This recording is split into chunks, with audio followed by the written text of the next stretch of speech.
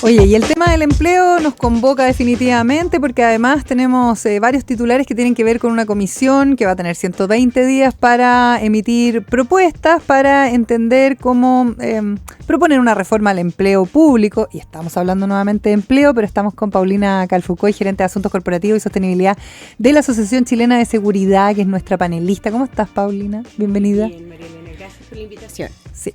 Oye, antes de hablar de empleabilidad, porque yo sé que tú traes una columna de empleabilidad juvenil, qué pasa con la irrupción de la inteligencia artificial y todo, me gustaría ver cómo evalúas este grupo que es bien transversal, donde hay una ministra, una subsecretaria de la administración del gobierno anterior, hay, no sé, un abogado que era Contralor de la República, por otro lado tienes a la academia, hay como una representatividad que al parecer deja más o menos conforme al mundo más ligado al empleo público, ¿no?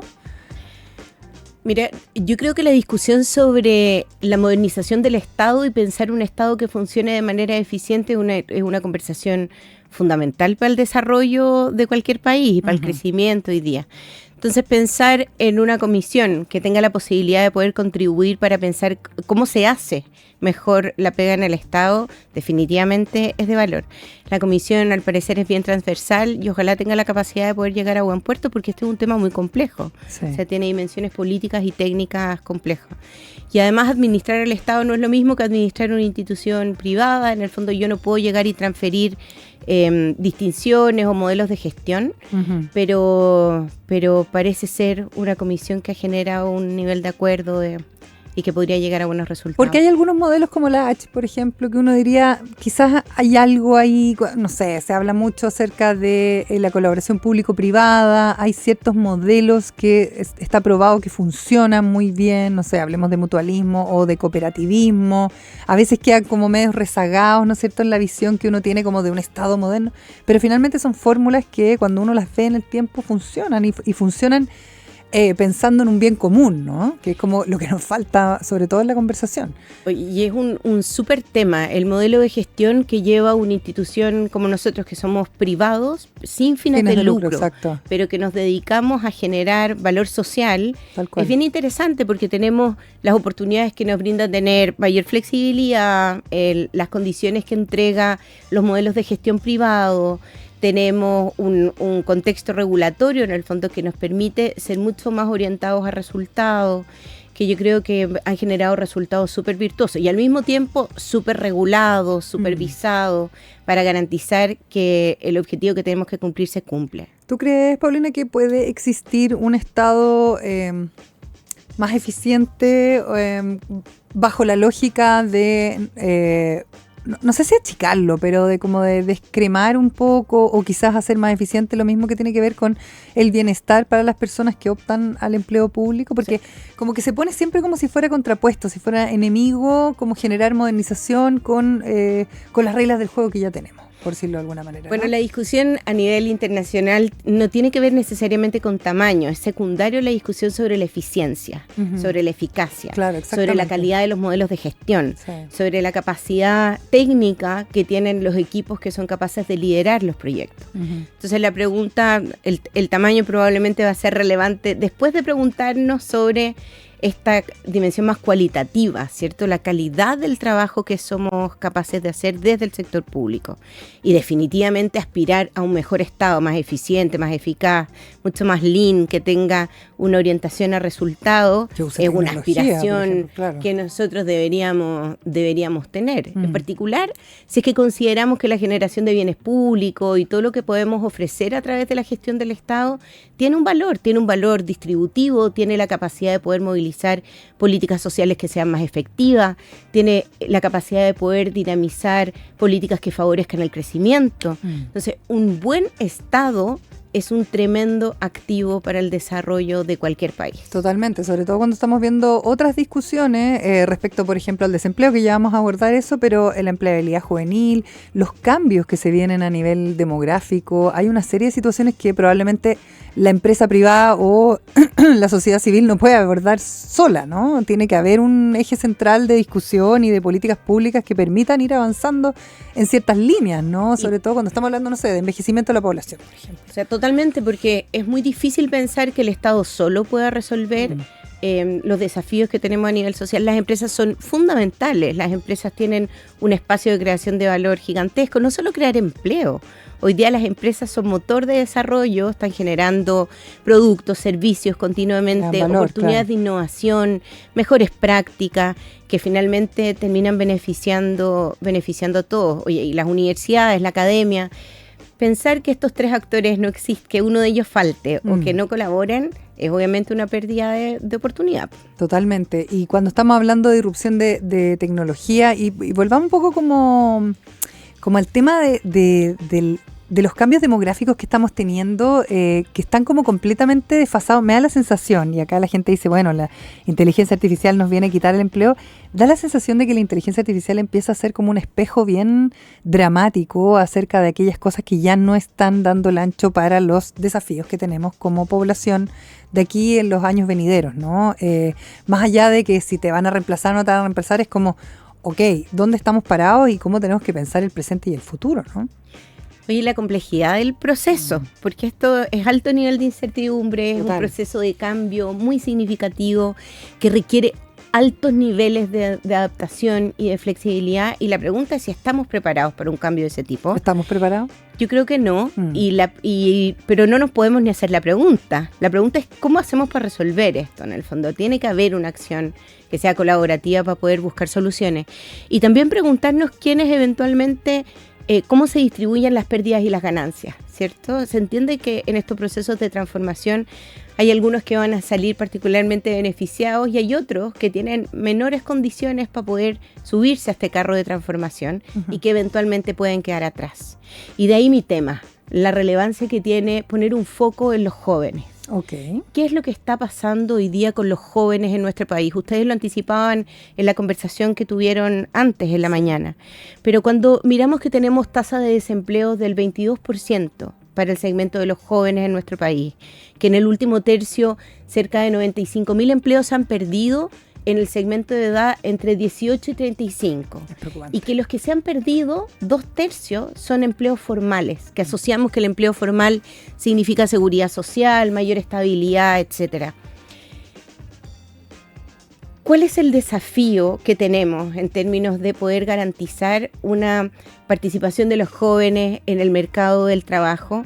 Que significa muchas cosas, no solo significa hoy día que tengan acceso a un empleo de mejor calidad, sino que significa que también tengan la oportunidad de tener una trayectoria que les permita desarrollar las habilidades y competencias que después les permita estar y sostenerse en el mundo del trabajo. Cuando uno entra al mercado laboral, el primer puesto que te permite eventualmente hacer análisis de datos más simples, generar reportes, no sé, los abogados hacer algunos análisis de jurisprudencia, ¿cierto? Dependiendo de las profesiones. Yo me acuerdo, yo me imagino que tú te acuerdas cuáles fueron tus primeros trabajos, tus primeras pegas, ¿o no? Sí, exactamente. Pero ahí hay un tremendo valor formativo. Hoy día esas funciones están siendo reemplazadas o automatizadas a tasas mucho más aceleradas que otras funciones, y observamos por lo tanto que los jóvenes, esos puestos de entrada son los que eventualmente tienen un mayor riesgo de desaparecer asociadas a la automatización. Entonces la pregunta es, ¿los jóvenes por sí solos tienen que resolver este desafío o es un desafío que tenemos que ser capaces de abordar de manera compartida entre ese Estado, las empresas, estas familias y estos jóvenes que necesitan desarrollar, sumarse al mercado del trabajo y desarrollar una buena trayectoria? ¿Cuánto tiene que ver el sistema de educación que también hemos fortalecido a puntos máximos y donde no se está cumpliendo la promesa de la empleabilidad producto de estos años de esfuerzo de estudio o de esfuerzo de las familias por financiar estos estudios? Lo seguimos conversando, ¿te parece? Estamos con Paulina Calfucoy, gerente de Asuntos Corporativos y Sostenibilidad de la H. Vamos a escuchar un poco de música. Seguimos conversando con la gerente de Asuntos Corporativos y Sostenibilidad de la Asociación Chilena de Seguridad, Paulina Calfucoy, que nos trae este tema que parece tan difícil, Paulina, lo estamos hablando fuera de micrófono y es como ya. Tenemos un sistema educacional que ha llegado a niveles muy altos a la hora de preparar profesionales que debieran estar disponibles y muy calificados para el mundo laboral. no encuentran esos espacios, lo estábamos conversando en el bloque anterior. Y por otro lado, también uno dice, bueno, habrá que focalizar por industrias, habrá que poner como algunos énfasis que no solo vengan de la academia, sino que también vengan de las mismas empresas o las mismas industrias. ¿Sabéis qué es lo que pienso, Paulina? Como en estos planes de reconversión masivas que hicieron, por ejemplo, no sé, en Nueva York, por decirlo algo. Cuando las empresas no encontraban el talento que necesitaban, entonces en vez de ir a buscarlo a otros países, lo que hicieron fue reconvertir a profesionales que necesitaban nuevas oportunidades. Uno podría pensar en políticas así, ¿o no? Podría pensarlo. Yo creo que hay algunas claves que son importantes destacar. Es que, por ejemplo, la OCDE plantea con nitidez cuáles son los tipos de competencias que necesitamos para este nuevo mundo. Okay. Que yo creo que es importante tenerlos muy cerca para poder identificar cómo nosotros mismos nos vamos formando, nuestros hijos, los jóvenes que conocemos, etc. O cómo asesoramos a nuestro hijo a la hora de elegir dónde formarse. Dónde formarse. Que también es un tema. Bueno, el viernes yo estuve en el Congreso del Futuro Joven, junto con Felipe Prado, con Juan Pablo Egaña, donde había una audiencia repleta de jóvenes y la pregunta de la sesión era ¿cómo elijo mi desarrollo de carrera? Tremenda pregunta y tremenda responsabilidad poder pensar en que podemos dar una solución, pero la reflexión estaba puesta en esto. De las claves que conocemos es que el manejo de competencias fundamentales, tecnológicas y habilidades que se llamaban complementarias, pero que hoy día son profundamente humanas, relacionadas con la capacidad de análisis, la capacidad crítica, la capacidad de la creatividad, en el fondo, la flexibilidad, la resiliencia, son cosas que eventualmente considerábamos menos relevantes en el pasado y que hoy día tienen una centralidad fundamental. Uh-huh. Si yo pienso en un joven que se aproxima al mercado del trabajo, ha habido un aumento de más de un 30% de la búsqueda de competencias de manejo de IA. O sea, tener una familiaridad, no solo preguntándole a tu inteligencia artificial favorita, ¿cierto? Claro. Como buscador, sino que pudiendo interactuar con el objetivo de generar soluciones, es algo esperable y que debiese ser positivo para el desarrollo de carrera. Y a eso sumar todo lo que soy capaz de generar a través de una lectura crítica del mundo, analítica del mundo, donde las humanidades, las artes contribuyen mucho más de lo que uno se habría imaginado, también en el pasado, sí, parecieran ser claves que a nivel internacional se consideran valiosas para poder enfrentar este mercado del trabajo que va a ser cambiante. Uh-huh. Y asumir también que en la trayectoria de carrera que nosotros tengamos vamos a tener cambios significativos entre sectores, entre tipos de actividades, entre tipos de funciones, y nos demanda un alto nivel de flexibilidad. Si yo, por ejemplo, partí trabajando en un rol más académico, después pasé a una empresa, después puedo eventualmente trabajar en una fundación y cumpliendo distintos tipos de actividades, sería razonable y esperable. Y es algo que hoy día también estamos viendo, que es mucho más difícil sostener una trayectoria donde yo fui subiendo de cargo. Que era como lo que nos pasaba en nuestras generaciones, que era como que entrabas a un trabajo y ojalá te quedes toda tu vida en ese mismo trabajo, ¿no? Y yo creo que cuando te dicen que el 40% de las competencias que hoy día se buscan van a cambiar en 20 años, requiere un cambio bien significativo, no solo para estas personas, sino que por parte del sistema educacional y el Estado. ¿Qué pasa con nuestro sistema social? Porque ahí tenemos también un desfase importante en lo que va a ser, no sé, el sistema de pensiones, del que se ha hablado mucho, pero que no está dando abasto por el nivel de longevidad. Pero por otro lado también lo que conversábamos fuera de micrófono, Paulina, es estos jóvenes que cada vez entran al mundo laboral más tarde, y yo no tengo problema en decirlo, pero también hay un nivel de sistema de negocio respecto a cómo se ha generado, ¿no es cierto?, el proceso de educación superior, ¿no es cierto?, donde yo tengo un joven que sale de la universidad, no sé, a los 22, 23 años, después hace un posgrado, pero nunca ha entrado al mercado laboral, ni siquiera para trabajar como mesero o tener algún tipo de experiencia, que eran esas experiencias básicas de las que estábamos hablando en el bloque anterior, que probablemente hoy día, cuando son profesiones, no sé, como el periodismo, pueden estar perfectamente bien automatizadas y no voy a necesitar a ese joven. Pero quizá entrar al mundo laboral más básico, más el primario, digamos, también podría ayudar a esta generación, que además le genera un costo no menor a las familias que hoy día tratan de sostener lo más posible a estos jóvenes que se están yendo a la casa a los 27 años. y que con seguridad esa experiencia genera competencias que tienen que ver con el hacer. Exacto. Y de ahí el tremendo desafío que tenemos como empresa. En el fondo, ¿qué estamos haciendo para abrir las puertas a los jóvenes para poder darles esa oportunidad de formación? Sin experiencia previa. Sin experiencia previa, sin formación basada en la experiencia, en lo que significa estar y tener que lidiar con la relación con tus compañeros de trabajo, entender cómo se mueven las culturas corporativas, organizacionales, la jefatura. Oye, cumplir con un horario, cumplir porque significa mejorar tu coordinación con otros, etcétera. Yo creo que el desafío que tenemos las empresas en particular para abrir las puertas es muy significativo. Nosotros ahora estamos trabajando con colegios técnicos profesionales para en los últimos años entregarle una formación en salud y seguridad, ¿cierto? De tal forma que después cuando entren a trabajar sean trabajadores que significan menos riesgos para esta empresa y ellos tengan más competencias, más habilidades. Y aquí hay un trabajo súper colaborativo con la SOFOFA, con empresas. Justo ahora me voy a ir a una actividad donde vamos a reconocer a un colegio en Quinta Normal y a las empresas que están abriendo las puertas, porque también en esto hay luces. En el fondo aquí hay muchos actores a nivel nacional. Esfuerzos compartidos que están haciendo la pega, pero probablemente no tienen la dimensión que necesitamos porque el desafío es súper, súper grande. En ese sentido, ¿qué sería como lo esperable en términos como de política pública también, más allá de un bono o de decir, ¿sabes qué? Voy a darte algún tipo de exención tributaria por si tú contratas. ¿Qué otros planes serían como interesantes poder habilitar? Hoy día la conversación sobre upskilling y reskilling, que significa mejorar tus competencias o eventualmente permitirte cambiarte de función, ¿cierto? Capacitarte para desarrollar una actividad distinta a la que hacías antes, es una necesidad. Claro. Es una necesidad.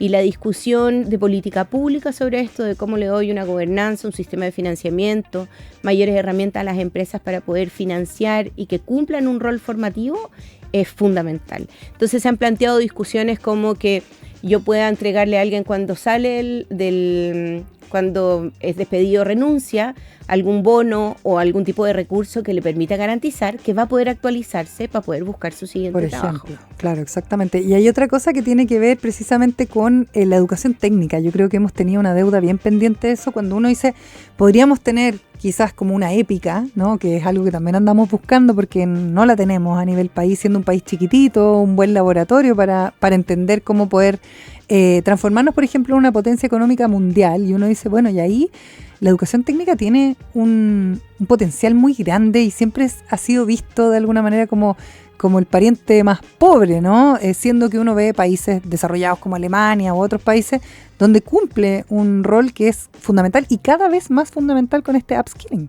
Y ahí la clave pasa, y todos los expertos lo plantean, es que el nivel de relación o de fit que hay entre lo que ofrece el sistema educacional o los colegios TP y lo que las empresas necesitan no está del todo alineado. En el fondo aquí hay una falta de articulación entre el mundo educacional y las empresas para poder entender a nivel local cuáles, por ejemplo, son las oportunidades reales de trabajo que pueden tener esos jóvenes. O sea, debiera ser local, está el colegio técnico profesional y las empresas que operan ahí ofrecer directamente y entender cuál es la demanda en el fondo, un criterio de factibilidad, ¿cierto? De realidad respecto de qué es lo que se está buscando como tipo de competencias, como tipo de habilidades, como tipos de conocimiento, de tal forma que las empresas también puedan tener los incentivos para poder sumar a estos jóvenes y ofrecerles este espacio para poder formarse.